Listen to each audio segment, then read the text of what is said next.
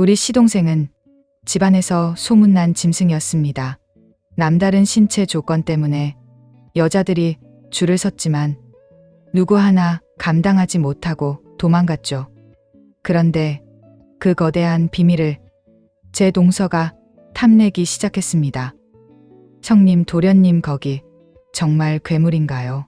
밤마다 제 벽을 타고 넘어오는 그 신음소리가 제 영혼을 갉아먹고 있었을 때 저는 결심했습니다. 너희 둘 그 탐욕스러운 구멍에 타 죽게 만들어 주겠다고 말이죠. 여러분 안녕하세요. 차가운 바람이 부는 날에도 이곳에 오면 마음만큼은 따뜻한 온기로 가득 차는 곳. 꽃보다 사연의 진행자 1화입니다. 오늘 들려드릴 이야기는 인간의 가장 원초적인 본능과 그 본능 뒤에 숨겨진 추악한 배신에 관한 이야기입니다. 남다른 신체 조건을 가진 시동생과 그 파괴적인 비밀에 중독되어 영혼까지 팔아버린 동서. 그리고 그들의 추악한 행위를 목격하고도 죽음보다 깊은 침묵 속에서 칼을 갈았던 한 여자의 기록 지수씨가 보내온 45분간의 긴 고백. 그 첫 번째 장을 지금 펼쳐봅니다. 제 인생은 멀리서 보면 한 폭의 정물화처럼 정적이고 우아했습니다. 남편은 이름만 대면 누구나 아는 중견 기업의 핵심 간부였고, 저는 서울 강남 한복판의 널찍한 아파트에서 그림을 그리며 여유로운 삶을 즐기는 평범하지만 상류층에 속하는 주부였죠. 우리 시댁 또한 대대로 학자를 배출한 명망 높은 가문이었습니다. 명절마다 모이는 가족들의 모습은 그야말로 대한민국 상위 1%의 교양과 품격이 흐르는 듯 보였습니다. 하지만 그 두꺼운 교양의 가면 뒤에는 차마 입 밖으로 내뱉지 못할 서늘하고도 기괴한 욕망의 불꽃이 타오르고 있었습니다. 그 불꽃의 중심에는 바로 제 남편의 친동생이자 저의 시동생인 태호가 있었습니다. 태호는 태어날 때부터 이 집안의 돌연변이 같은 존재였습니다. 학구적이고 마른 체형의 시댁 식구들과 달리 태호는 중학생 때 이미 성인 남성의 체격을 훌쩍 뛰어넘었습니다. 고등학교 시절 유도 선수로 활약하던 그의 몸은 인간이라기보다는 거대한 야생마의 근육을 이어붙여 놓은 것 같았습니다. 떡 벌어진 어깨와 터질 듯한 허벅지, 그리고 사람을 꿰뚫어 보는 듯한 그 짐승 같은 눈빛은 주변의 모든 공기를 압도하곤 했죠. 하지만 태호에게는 그 건장한 체격만큼이나 위협적인 누구에게도 발설해서는 안 될 은밀하고 파괴적인 신체적 비밀이 숨겨져 있었습니다. 저는 그 비밀의 실체를 결혼하고 얼마 지나지 않아 시어머니와 제 남편이 안방에서 나누던 은밀하고도 당혹스러운 대화를 통해 처음 접하게 되었습니다. 당시 저는 과일을 깎아 방으로 가져가려다 멈칫할 수밖에 없었습니다. 태호 저 녀석은 몸이 너무 과해서 큰일이다. 사귀는 여자애들마다 처음에만 좋아하다가 나중엔 겁에 질려 울면서 도망을 가니 저러다 평생 장가나 가겠니. 어머니의 걱정 섞인 한탄에 남편은 그저 씁쓸하게 웃으며 대답하더군요. 태호 그놈은 유전자가 정말 특이한 것 같아요. 저도 가끔 동생이랑 운동하고 샤워할 때 보면 같은 남자지만 경악스러울 때가 있어요. 일반적인 수준이 아니잖아요. 그건 축복이 아니라 일종의 폭력이나 다름없어요. 그때 저는 그 대화의 진정한 의미를 다 이해하지 못했습니다. 그저 신체 조건이 좀 좋나 보구나 정도로만 생각했죠. 하지만 명절이나 가족, 모임 때 태호를 마주할 때마다 느껴지는 그 기묘한 위압감은 저를 본능적으로 위축시켰습니다. 태호는 제 앞에서는 예의 바른 시동생의 가면을 썼지만 가끔 저를 스쳐 지나갈 때 풍기는 그 진한 체취와 묵직한 존재감은 제 등줄기에 소름이 돋게 만들었습니다. 그의 존재 자체가 이 고상한 집안과는 어울리지 않는, 통제되지 않는 맹수와도 같았기 때문입니다. 태호는 셔츠, 단추를 끝까지 채워도 숨겨지지 않는 그 압도적인 가슴 근육과 걸을 때마다 바지 원단을 팽팽하게 당기는 허벅지의 부피감이 남달랐습니다. 식사 자리에서 그가 숟가락을 들 때마다 솟아오르는 팔뚝의 혈관들은 마치 살아서 꿈틀거리는 뱀처럼 기괴하게 느껴지기까지 했습니다. 그런 태호가 어느 날 마치 한 송이 백합처럼 청초한 여자를 데리고 나타나 결혼을 선언했습니다. 그녀의 이름은 수연이었습니다. 저보다 10살이나 어린 수연이는 하얀 피부와 가녀린 목선, 그리고 금방이라도 부서질 것 같은 가녀린 몸매를 가진 여자였습니다. 집안 어른들은 저런 얌전한 아이가 거친 태호를 감당할 수 있을지 걱정했지만 저는 그녀의 눈동자 깊은 곳에서 아주 낯설고도 강렬한 빛을 보았습니다. 그것은 순수함이 아니라 억눌린 욕망이 분출구를 찾아 헤매는 탐욕스러운 사냥꾼의 눈빛이었습니다. 수연이는 태호의 그 거대한 체격과 위압적인 분위기를 두려워하기는커녕 마치 맛있는 음식을 앞에 둔 것처럼 마른 침을 삼키며 태호의 몸 구석구석을 훑고 있었습니다. 결혼식이 끝나고 수연이가 동서라는 이름으로 우리 가족이 된 후 그녀는 제게 아주 은밀하고도 기괴한 질문들을 던지기 시작했습니다. 형님, 사실 전 도련님이 가끔 무서워요. 저 몸 좀 보세요. 옷 위로 솟아오른 저 근육들. 저런 남자가 밤마다 저를 어떻게 대할지 상상이 가세요. 수연이는 부끄러워하는 척하며 자신의 가느다란 손가락으로 입술을 매만졌습니다. 그녀의 목소리는 미세하게 떨리고 있었지만 그것은 공포가 아니라 환희에 젖은 떨림이었습니다. 형님, 도련님은 정말 제가 평생 본 적 없는 수준이에요.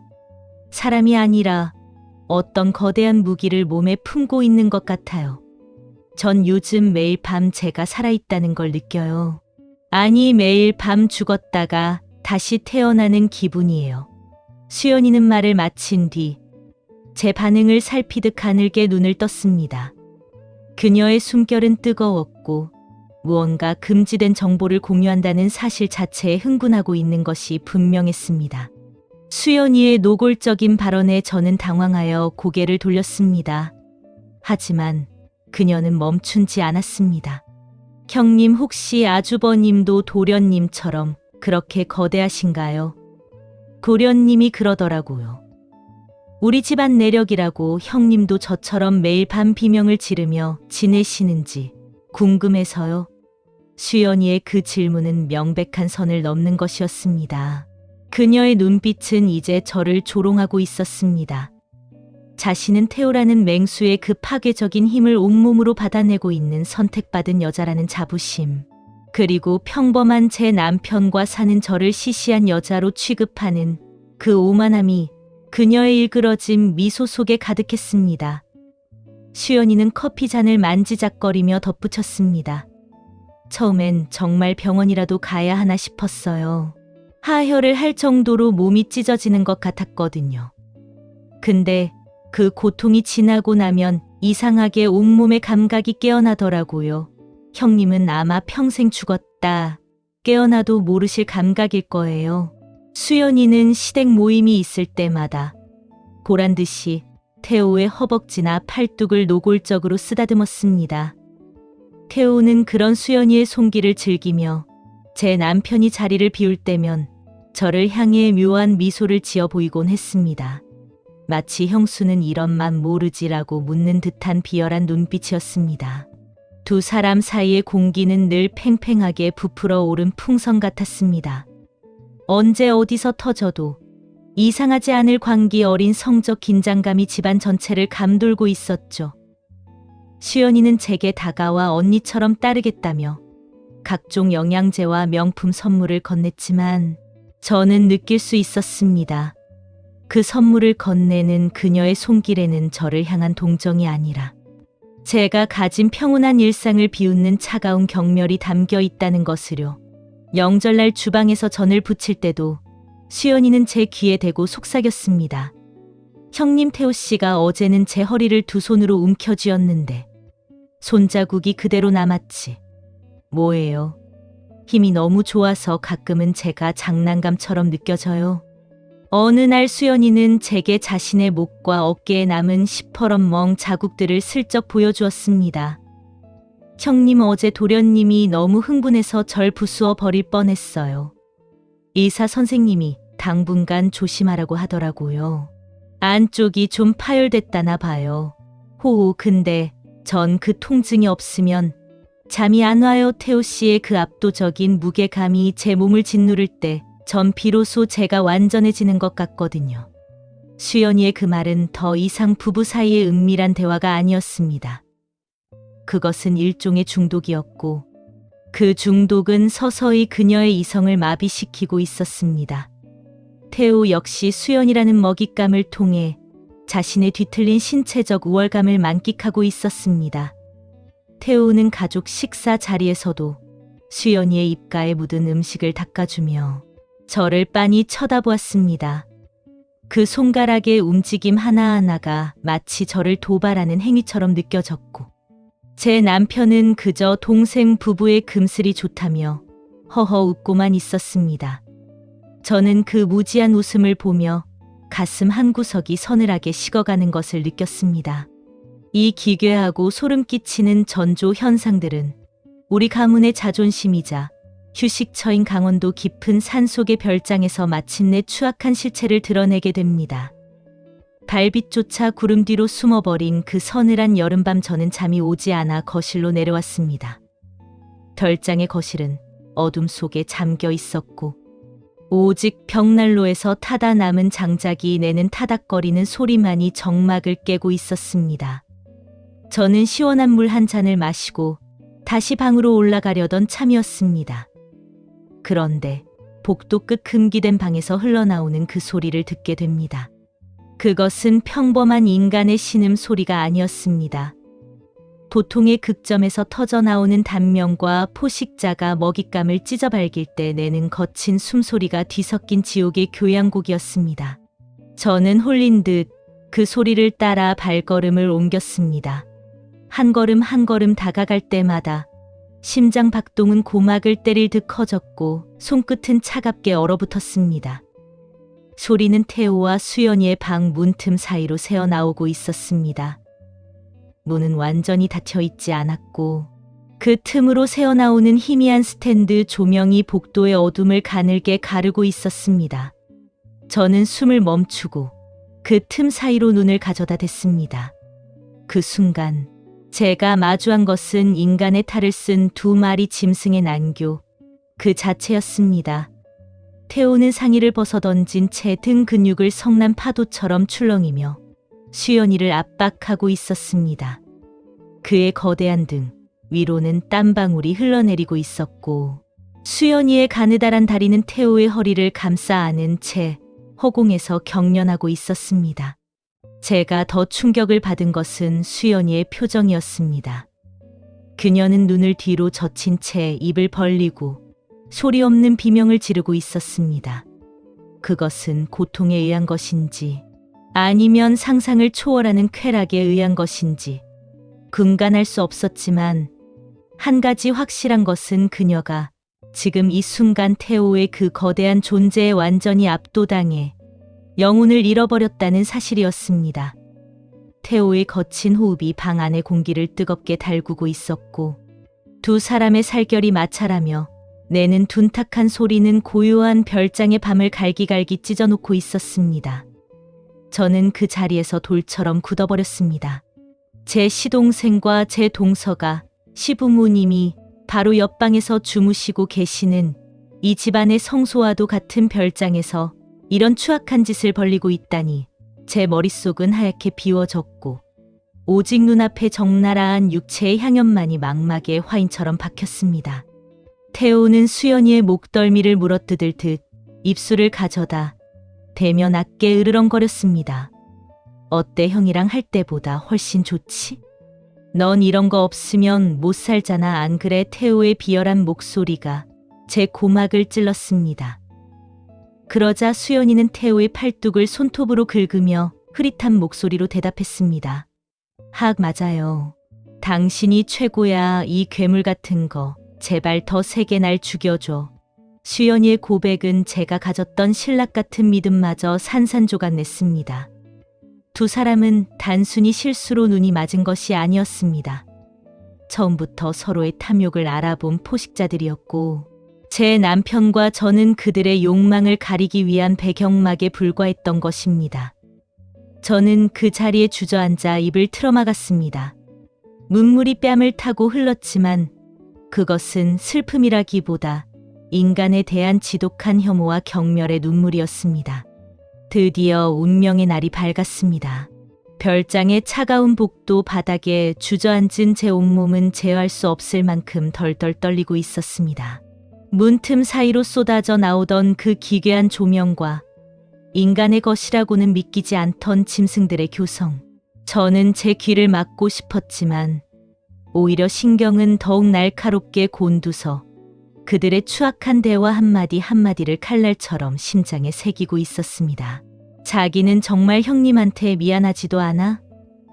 수연이의 숨 가쁜 목소리에 태우는 거친 숨을 몰아쉬며 대답했습니다. 미안. 오히려 형이 나한테 고마워해야지. 이런 미친 욕망을 가진 여자를 내가 대신 받아주고 있잖아.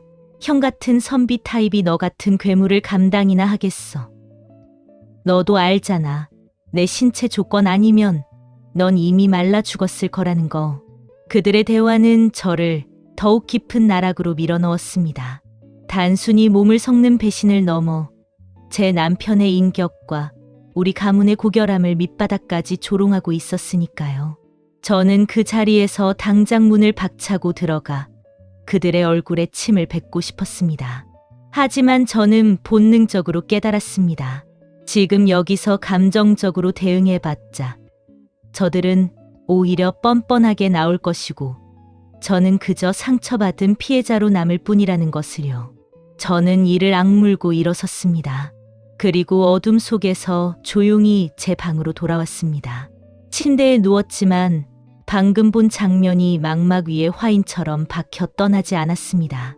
태호의 그 압도적인 등, 근육과 그 아래에서 희열의 찬 비명을 지르던 수연의 일그러진 얼굴. 다음 날 아침 식탁에서 마주한 두 사람의 모습은 더욱 가관이었습니다. 수연이는 아무 일도 없었다는 듯이 시어머니 곁에서 살갑게 굴며 전복죽을 떠들이고 있었고, 태호는 제 남편과 이번 분기 실적에 대해 이야기하며 건실한 시동생의 가면을 쓰고 있었습니다. 하지만 제 눈에는 보였습니다. 수연이의 목깃 사이로 살짝 보이는 붉은 반점들과 태호가 숟가락을 쥐었을 때 미세하게 떨리는 그 거대한 팔뚝의 근육들. 수연이는 제 시선을 느끼고는 살짝 미소를 지으며 말하더군요. 형님 어제 잠 좀 설쳤어요? 얼굴이 좀 창백해 보이시네. 별장이 공기가 너무 맑아서 적응이 안 되시나 봐요. 그 가식적인 목소리를 듣는 순간 제 안에서 무언가 툭 하고 끊어지는 소리가 들렸습니다. 저는 그날 서울로 돌아오자마자 이혼 전문 변호사가 아닌 사설 탐정과 보안 전문가를 먼저 찾았습니다. 단순히 이혼 도장을 찍는 것만으로는 제 분노가 풀리지 않을 것 같았기 때문입니다. 저는 그들이 가장 자신 있어 하는 그 본능과 신체적 우월감을 이용해 그들을 파멸시키기로 결심했습니다. 저는 태호와 수연이가 자주 만나는 오피스텔과 그들의 동선을 파악하기 위해 거액을 들여 팀을 꾸렸습니다. 그리고 제 집 안국고 그리고 별장에도 보이지 않는 눈과 귀를 심었습니다. 복수는 차갑게 식혀 먹어야 맛있는 법입니다. 저는 그들이 스스로의 욕망에 취해 방심할 때까지 철저하게 아무것도 모르는 인자한 형수 수지의 연기를 지속했습니다. 수연이는 제가 자신들의 비밀을 모른다고 확신했는지 날이 갈수록 대담해졌습니다. 가끔 저희 집에 놀러와서도 태호와 은밀한 메시지를 주고받으며 낄낄거렸고, 심지어 제가 주방에서 요리를 하는 동안 거실 소파에서 태호의 손을 자신의 치마 속으로 끌어당기는 대담함까지 보였습니다. 저는 거실 거울을 통해 그 장면을 목격하면서도 묵묵히 칼질을 이어갔습니다. 제 손에 들린 칼날이 물을 써는 소리가 마치 그들의 목숨줄을 끊는 소리처럼 들렸습니다. 저는 그들의 모든 대화와 스킨십, 그리고 태호가 수연이에게 보내는 그 적나라한 신체 사진들을 하나도 빠짐없이 서버에 기록했습니다. 특히 태호의 신체 조건에 대한 수연이의 집착은 병적인 수준이었습니다. 그녀는 태호에게 보낸 메시지에서 자기야, 어제는 정말 죽는 줄 알았어. 그 괴물 같은 게 내 몸을 뚫고 지나갈 때마다 정신이 혼미해져 평생 너만 이거 가지고 있었으면 좋겠어. 다른 여자들한테는 절대 보여주지 나라며 소름 끼치는 소유욕을 드러냈습니다. 태호는 그런 수연이의 반응에 도취되어 자신의 신체 부위를 더욱 노골적으로 촬영해 보냈고, 저는 그 데이터를 수집하며 그들이 도망갈 수 없는 완벽한 지옥의 그물을 짰습니다. 어느 날은 수연이가 제게 전화를 걸어 울먹이는 척 연기를 하더군요. 형님, 도련님이 요즘 너무 거칠어서 무서워요. 가끔은 제가 장난감이 된 것 같아요. 저는 그 가식적인 눈물 너머의 희열을 알고 있었습니다. 그래서 저는 더욱 다정한 목소리로 대답해 주었습니다. 수연아, 태호가 좀 남다르잖니. 내가 이해해라. 태호도 널 너무 사랑해서 그러는 거 아니겠어? 내가 태호한테 주의 좀 줄게. 제 말을 들은 수연이는 아마 속으로 저를 비웃었을 겁니다. 바보 같은 형님, 아무것도 모르면서 라고 말이죠. 하지만 그녀는 몰랐을 겁니다. 그 통화 내용 역시 복수의 중요한 조각으로 기록되고 있었다는 사실을요. 저는 복수의 무대를 시아버님의 칠순 잔치로 정했습니다. 가문의 명예를 목숨보다 소중히 여기는 시아버님, 그리고 평생을 점잖게 살아온 친척들 앞에서 그들의 짐승 같은 실체를 낱낱이 공개할 계획을 세웠습니다. 저는 영상 편집 전문가를 고용해 칠순 기념 헌정 영상 속에 그들의 불륜 영상을 교묘하게 삽입했습니다. 겉으로 보기에는 눈물겨운 가족사 영상이지만 특정 코드를 입력하면 그들이 별장과 오피스텔에서 벌였던 그 적나라하고 추악한 행위들이 고화질로 터져 나오게 설계했습니다. 준비 기간 6개월 동안 저는 단 한 번도 흐트러진 모습을 보이지 않았습니다. 남편에게는 더욱 헌신적인 아내였고, 시동생 부부에게는 세상에 둘도 없는 다정한 형수였습니다. 심지어 수연이가 태호의 아이를 임신했다는 소식을 들었을 때도 저는 그녀의 손을 잡고 진심으로 축하해 주었습니다. 수연아, 태호 닮은 건강한 아이 낳아야지. 우리 집안의 경사다. 제 손등에 닿는 수연이의 차가운 피부를 느끼며 저는 생각했습니다. 그래, 내 뱃속의 아이가 태호의 아이라는 증거까지 함께 터뜨려 줄게. 그 아이가 너희의 축복이 아니라 저주가 되는 순간을 기대해. 시간은 흘러 마침내 칠순 잔치 전날 밤이 되었습니다. 저는 거울 앞에 서서 제 자신을 보았습니다. 6개월 전에 순진했던 수지는 온데간데 없고 얼음처럼 차가운 복수자만이 서 있었습니다. 저는 금기된 방에서 들려오던 그 신음소리를 다시 한번 재생해 보았습니다. 이제 내일이면 그 소리는 비명으로 바뀔 것입니다. 저는 태호의 그 거대한 신체적 우월감이 수치심으로 변하고 수연의 그 탐욕스러운 욕망이 공포로 변하는 순간을 상상하며 평온하게 잠자리에 들었습니다. 진정한 지옥은 이제 시작될 것이었습니다. 시아버님의 칠순 잔치가 열리는 호텔 연회장은 입구부터 화려한 화환들로 가득 찼고 정재계 인사들이 속속들이 도착하며 가문의 위세를 증명하고 있었습니다. 저는 입구에서 남편과 함께 하객들을 맞이하며 평소보다 더 화사한 미소를 지어 보였습니다. 하지만 제 가슴 속에는 영하의 칼바람이 불고 있었죠. 오늘 이 화려한 연회장은 가문의 성역이 아니라 추악한 진실이 폭로되는 단두대가 될 것이기 때문입니다. 수연이는 임신 초기라는 핑계로 상전 대접을 받으며 연회장 한가운데 앉아 있었습니다. 그녀는 시어머니가 선물한 고가의 다이아몬드 목걸이를 만지작거리며 모여든 친척들에게 태교에 대해 떠들고 있었습니다. 어머, 동서, 오늘 정말 빛이 나네. 태호가 옆에서 한시도 떨어지질 않으니 정말 보기 좋다. 제가 다가가 인사를 건네자 수연이는 보란듯이 태호의 팔짱 바구니를 끼며 대답했습니다. 형님, 태호 씨가 워낙 유별나야죠. 제가 조금만 움직여도 기겁을 한다니까요. 우리 아기도 아빠 닮아서 힘이 보통이 아닌가 봐요. 그녀의 배를 부드럽게 쓰다듬는 태호의 손길을 보며 저는 구역질이 올라오는 것을 참아야 했습니다. 하지만 수연이는 꿈에도 몰랐을 겁니다. 그녀가 그토록 자랑스러워하는 태호의 그 남다른 힘이 잠시 후 그녀의 목을 조르는 가장 날카로운 칼날이 되어 돌아올 것이라는 사실을요. 잔치가 무르익고 드디어 제가 준비한 가족 헌정 영상 순서가 되었습니다. 연회장의 조명이 어두워지자 하객들의 시선이 대형 스크린으로 향했습니다. 영상은 시아버님의 젊은 시절부터 시작해 자식들이 장성하고 가문을 일궈온 감동적인 서사로 이어졌습니다. 여기저기서 감탄과 박수가 터져 나왔고 시아버님은 흐뭇한 미소를 지으며 눈시울을 붉히셨습니다.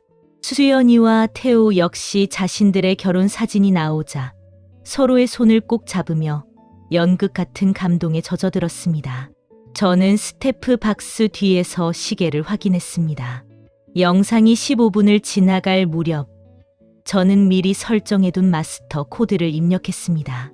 순간 감동적인 배경음악이 기괴한 노이즈와 함께 끊기더니 화면이 지지직거리며 바뀌기 시작했습니다. 사람들은 단순한 기계 결함인 줄 알고 술렁였지만 곧이어 스피커를 통해 터져나온 소리의 연회장은 얼음물을 끼얹은 듯 정적이 내려앉았습니다. 아, 더 세게 해줘, 태호 씨. 당신 정말 괴물 같아. 연회장을 가득 채운 것은 다름 아닌 수연이의 짐승 같은 신음소리였습니다. 그리고 화면 가득 별장 복도 문틈으로 보았던 그 적나라한 육체의 향연이 고화질로 펼쳐졌습니다. 태호의 거대한 등 근육이 요동치고 그 아래에서 반쯤 눈이 풀린 채 절규하는 수연의 얼굴이 클로즈업 되었습니다. 하객들은 눈을 의심하며 비명을 질렀고 시아버님은 들고 있던 와인잔을 바닥에 떨어뜨렸습니다. 이게 무슨, 당장 끄란 말이야. 태호가 사색이 되어 소리치며 스크린으로 달려나갔지만 이미 늦었습니다.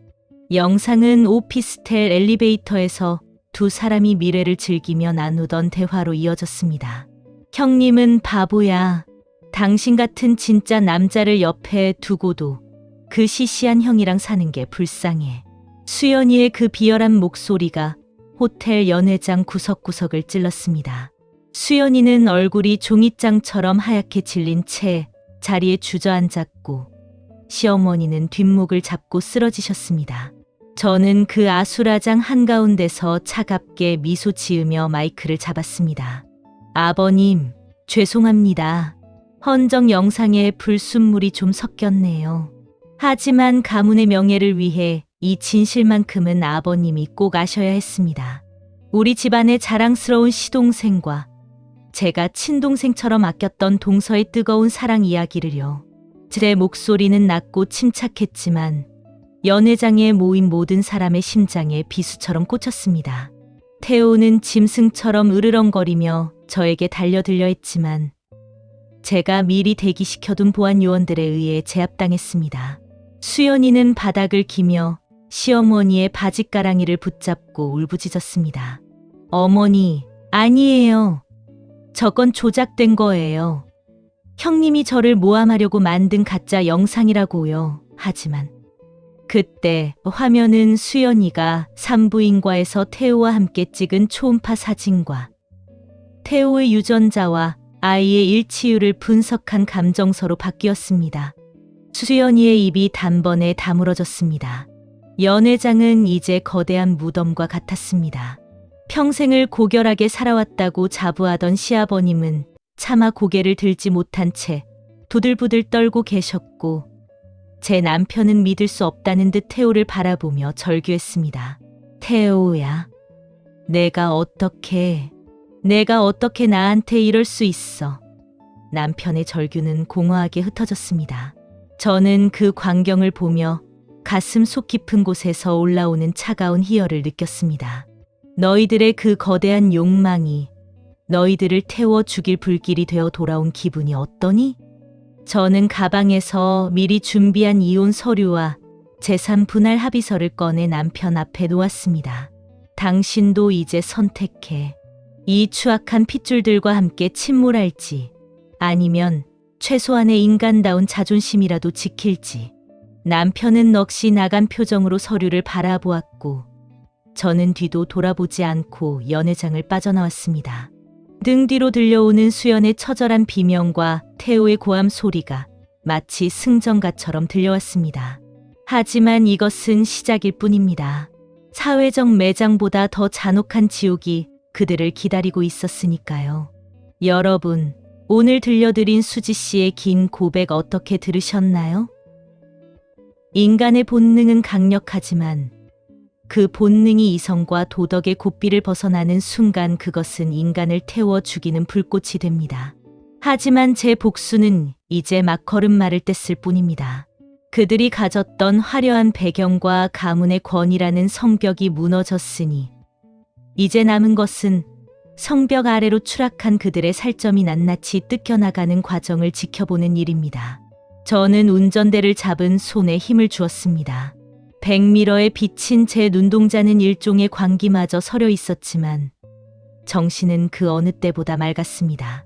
폭로의 파동은 다음 날 아침부터 대한민국 사교계를 발칵 뒤집어 놓았습니다. 단순한 외도가 아니라 집안의 시동생과 동서, 그것도 임신한 아이의 친부가 무구인가에 대한 추악한 진실은 입에서 입을 타고 번져나갔습니다. 평생을 교육자로 덕망 높은 지역 유지로 살아온 시아버님은 그날의 충격으로 뇌출혈을 일으켜 중환자실에 입원하셨습니다. 가문의 명예를 위해 모든 것을 덮으려 했던 시댁 어른들도 이제는 손을 쓸 수 없는 지경에 이르렀죠. 수연이는 그날 밤 호텔에서 쫓겨나 친정으로 도망치듯 향했지만 그녀의 친정 역시 이미 제가 미리 손을 써둔 상태였습니다. 수연의 아버지는 중경건설사의 대표였는데 저는 칠순 잔치 며칠 전 그 회사의 주요 투자자들에게 수연의 사생활과 관련된 익명의 제보를 마쳤습니다. 투자자들은 품위 유지 위반과 가문의 도덕적 결함을 이유로 투자 철회를 검토하기 시작했고 수연의 아버지는 자신의 사업이 위태로워지자 딸을 거실 바닥으로 내동댕이 쳤습니다. 너 같은 게 내 딸이라니. 내 평생 일궈온 회사가 너 때문에 망하게 생겼어. 수연이는 배를 감싸 쥐고 울부짖었지만 그녀의 탐욕이 빚어낸 참극 앞에서 동정의 여지는 없었습니다. 태우 역시 비참한 나락으로 떨어지고 있었습니다. 그는 집안의 지원으로 운영하던 유도, 체육관과 스포츠 관련 사업체에서 즉각 파문당했습니다. 가문의 명성에 먹칠을 한 자식에게 시어머니는 단 한 푼의 생활비도 허락하지 않았습니다. 무엇보다 태우를 괴롭힌 것은 그가 그토록 자부심을 가졌던 그의 신체적 우월감에 대한 조롱이었습니다. 인터넷 커뮤니티에는 태우의 신체 조건에 대한 온갖 외설적이고 비인간적인 조롱이 쏟아졌고 한때 짐승 같은 매력이라 칭송받던 그의 육체는 이제 구역질 나는 기형의 상징으로 전락했습니다. 여기서 멈출 수지가 아니었습니다.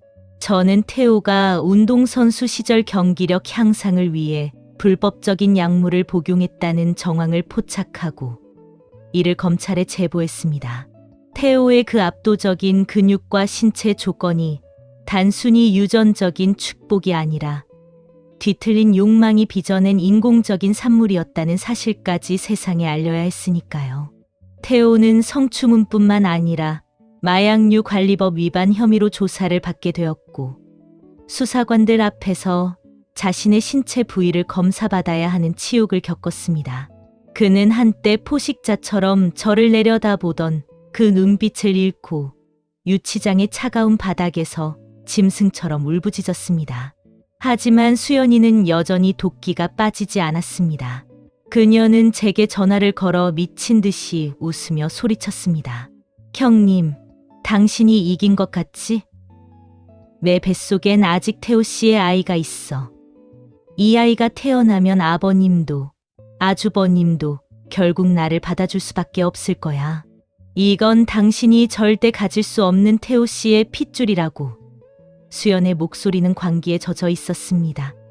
그녀는 여전히 태우의 그 파괴적인 남성성에 눈이 멀어 아이마저 자신의 복수의 도구로 생각하고 있었죠. 저는 수연의 그 비참한 희망을 산산조각 내기 위해 마지막 카드를 꺼냈습니다. 수연아, 내가 그토록 소중히 여기는 그 아이가 과연 축복일까? 저는 태호가 복용해온 불법 약물의 부작용 데이터와 태아 기억 유발 가능성에 대한 의학 리포트를 수연의 집으로 보냈습니다. 그리고 태호가 사실은 다른 여러 상간녀들에게도 같은 수법으로 접근해왔으며 그녀들 역시 태호의 신체적 특징에 중독되어 파멸했다는 증거 자료들을 낱낱이 공개했습니다. 수연이는 자신이 태호의 유일한 이해자이자 선택받은 여자라고 믿었지만 사실은 그저 태호가 즐겨 찾던 수많은 장난감 중 하나였다는 사실을 깨닫는 순간 무너져 내렸습니다. 그녀는 자신이 그토록 자랑스러워했던 그 거대한 비밀이 실상은 더럽고 추악한 질병의 온상이었음을 알게 되었습니다. 수연이는 병원 화장실에 주저앉아 자신의 몸을 미친 듯이 긁어댔습니다. 씻어도 태호의 흔적이 지워지지 않는다며 머리카락을 쥐어뜯었죠. 저는 그 과정을 흥신소 직원이 촬영한 영상을 통해 실시간으로 지켜보았습니다. 수연의 비참한 몰락을 보며 저는 와인 한 잔을 들이켰습니다. 이제 남은 것은 그들이 서로를 탓하며 진흙탕 싸움을 벌이는 마지막 장뿐입니다. 태호는 보석으로 풀려난 후 수연을 찾아가 폭력을 휘둘렀습니다. 너 때문에 내 인생이 망했어. 이 걸레 같은 년아. 태호의 거대한 주먹이 수연의 얼굴을 강타했고 수연이는 피를 흘리며 태호의 급소를 걷어찼습니다. 한때 그토록 서로를 탐하던 육체들은 이제 서로를 파괴하기 위한 흉기가 되어 있었습니다. 저는 두 사람이 경찰서 유치장에서 서로를 저주하며 침을 뱉는 모습까지 확인하고 나서야 이혼 도장을 찍었습니다. 남편은 제 발치에 엎드려 용서를 구했지만 저는 싸늘하게 말했습니다. 당신도 그들과 같은 피야. 내 눈앞에서 사라져. 폭풍이 지나간 자리는 적막하다 못해 서늘했습니다. 대한민국을 뒤흔들었던 그 추악한 불륜 스캔들은 시간이 흐르며 사람들의 기억 속에서 희미해졌지만 그 중심에 서 있던 배신자들에게 남겨진 흉터는 결코 아물지 않는 지독한 낙인이 되었습니다. 저는 이제 수지라는 이름 앞에 붙어 있던 누군가의 아내, 어느 가문의 며느리라는 무거운 굴레를 완전히 벗어던졌습니다. 법원 문을 나서며 마주한 남편의 뒷모습은 한때 제가 사랑했던 그 당당한 남자가 아니라 뼈대만 남은 낡은 성곽처럼 초라해 보였습니다. 그는 마지막까지 제 바짓가랑이를 붙잡으며 수지야, 한 번만 더 기회를 줘. 내가 그놈들을 대신해서 평생 속죄하며 살게라고 애걸했지만 저는 그의 손을 차갑게 뿌리쳤습니다. 당신의 죄는 그들의 죄를 몰랐던 무지가 아니라 내 고통을 방관했던 무관심이니까요. 수연의 말로는 제가 상상했던 것보다 훨씬 더 처참했습니다. 그녀는 결국 태호의 아이를 지워야만 했습니다. 태호가 상습적으로 복용했던 정력 강화제와 불법 호르몬 약물의 부작용은 태아에게 치명적인 영향을 미쳤고 의사는 산모의 생명까지 위험하다며 강제 중절을 권고했습니다. 수연은 자신이 태호와 연결될 수 있는 유일한 끈이자 마지막 복수의 도구였던 아이를 잃자 정신줄을 놓아버렸습니다. 그녀는 매일 밤 거울을 보며 자신의 목에 남은 멍 자국을 손톱으로 긁어댔습니다. 태호 씨, 어디 있어? 당신의 그 뜨거운 숨결이 없으면 난 숨을 못 쉬겠어. 그녀의 비명은 이제 화려한 오피스텔이 아닌 차가운 정신병원 폐쇄 병동의 흰 벽에 부딪혀 공허하게 되돌아올 뿐이었습니다. 한때 그토록 도발적이고 탐욕스러웠던 수연의 눈빛은 이제 초점을 잃고 허공을 부유했습니다. 그녀는 면회를 온 친정어머니조차 알아보지 못하고 지나가는 남자 간호사의 팔뚝을 붙잡으며 태호 씨, 당신이야? 제발 날 죽여줘, 더 세게. 라며 헛소리를 내뱉었습니다. 그녀가 그토록 갈구했던 그 원초적인 쾌락은 이제 그녀의 뇌를 파괴한 마약이 되어 평생 그녀를 환각 속에서 고통받게 만들 것입니다. 저는 수연이 구속복을 입은 채 바닥을 기어다니는 CCTV 영상을 확인하며 비로소 제 심장을 옥죄던 마지막 매듭이 풀리는 것을 느꼈습니다. 태우 역시 자신이 그토록 자랑스러워하던 그 짐승 같은 육체에 의해 배신당했습니다. 구치소에서 나온 그는 재기를 꿈꾸며 스테로이드와 각종 금지 약물에 더 깊이 손을 댔습니다. 예전의 그 압도적인 체격을 회복하기 위한 광기 어린 집착이었죠. 하지만 과도한 약물 복용은 그의 심장과 혈관을 망가뜨렸고 어느 날 새벽 그는 운동을 하던 중 뇌경색으로 쓰러졌습니다. 천행으로 목숨은 건졌지만 그는 하반신 마비와 함께 언어장애라는 형벌을 받게 되었습니다. 이제 태호는 더 이상 누군가를 위압할 수도 그 거대한 신체적 우월감을 과시할 수도 없는 비참한 폐인이 되었습니다. 휠체어의 의지에 똥오줌조차 스스로 가리지 못하게 된 태호는 가끔 TV에 나오는 유도 경기를 보며 짐승처럼 울부짖는다고 합니다. 그의 그 거대했던 근육들은 이제 바람 빠진 풍선처럼 쪼그라들어 흉측한 피부로 변했고 한때 여자들을 유혹하던 그 눈빛은 초라한 노인과 같은 생기 없는 구멍이 되었습니다. 태호가 가장 두려워했던 것은 죽음이 아니라 자신이 그토록 멸시했던 평범하고 시시한 남자보다 못한 존재가 되는 것이었습니다. 저는 그가 평생 자신의 무너진 육체라는 감옥에 갇혀 과거의 영광과 추악한 욕망을 곱씹으며 말라 죽어가는 과정을 지켜볼 것입니다. 그것이 제가 그에게 내린 가장 잔인한 형벌이니까요. 저는 이제 서울을 떠나 제주도의 한적한 마을에 작은 화실을 열었습니다. 아침이면 창가로 비치는 햇살을 받으며 캔버스 앞에 앉습니다. 더 이상 옆방에서 들려오는 기괴한 신음소리에 가슴을 졸일 필요도 가식적인 미소로 배신자들을 대접할 필요도 없습니다. 제 손에 묻은 물감의 냄새는 그들이 풍기던 비릿한 채취보다 훨씬 향기롭고 평화롭습니다. 가끔 거울 속에 저를 봅니다. 눈가에 주름이 조금 늘었을지 모르지만 그 안에는 지옥을 건너온 자만이 가질 수 있는 단단하고 고요한 자유가 서려 있습니다. 여러분, 오늘 들려드린 수지 씨의 긴 고백 어떻게 들으셨나요? 인간의 본능은 강력하지만 그 본능이 이성과 도덕의 고삐를 벗어나는 순간 그것은 인간을 태워 죽이는 불꽃이 됩니다. 수연과 태호는 자신들의 신체적 우월감과 쾌락이 영원할 것이라 믿었지만 결국 그들이 가장 사랑했던 그 육체가 그들을 파멸의 구렁텅이로 밀어 넣었습니다. 사실 가장 큰 복수는 적을 무너뜨리는 것에서 멈추는 것이 아니라 내가 그들의 배신보다 훨씬 더 당당하고 아름답게 살아가는 것입니다. 수지 씨는 이제 그 진정한 복수를 완성하셨습니다. 인간관계에서 가장 무거운 것은 신뢰의 무게입니다. 그 무게를 견디지 못하고 배신의 길을 택한 자들에게 남는 것은 오직 비참한 고독뿐입니다. 지금 이 순간에도 누군가의 배신으로 잠 못 이루는 분들이 계신가요? 수지 씨처럼 차갑게 이성을 찾으십시오. 분노를 무기로 바꾸고 그 무기를 가장 정교하게 다듬어 당신의 삶을 지켜내십시오. 지옥은 당신이 만드는 것이 아니라 당신을 배신한 자들이 스스로 걸어 들어가는 문일 뿐입니다.